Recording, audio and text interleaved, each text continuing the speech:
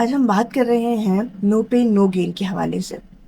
اگر ہم کوئی بھی کام کر رہے ہوتے ہیں، کوئی گول اچیو کر رہے ہوتے ہیں، کوئی ٹیسٹ یا انٹرویو کی پریپریشن کر رہے ہوتے ہیں، یا ہم زندگی میں کچھ حاصل کرنا چاہتے ہیں تو ہم بہت محنت کرتے ہیں۔ ویسے تو کہتے ہیں کہ محنت میں عظمت ہے، لیکن آج کل اس محنت کو درد کا نام دے دیا جاتا ہے اور انسان کو مجبور کیا جاتا ہے کہ وہ اپنے آپ کو اتنا ایگزاسٹ کر لے، اتنی محنت کرے کہ وہ تھک جائے۔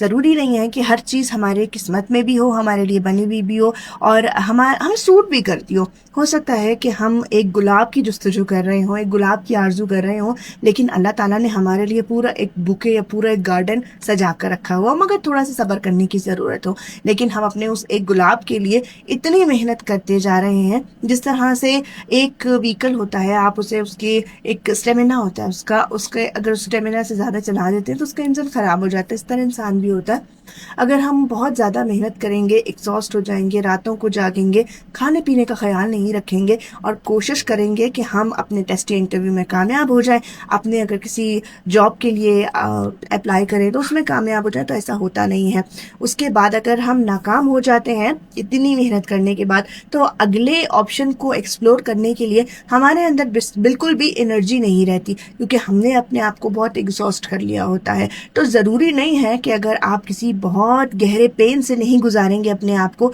تو پھر آپ کو کچھ ملے گا نہیں، یا آپ کوئی کافی بین نہیں ہے جسے آپ ہاٹ واٹر سے گزاریں گے تو وہ بہت زیادہ خوشبودار ہو جائے گی، اس کا ٹیسٹ بیٹر ہو جائے گا۔ کیونکہ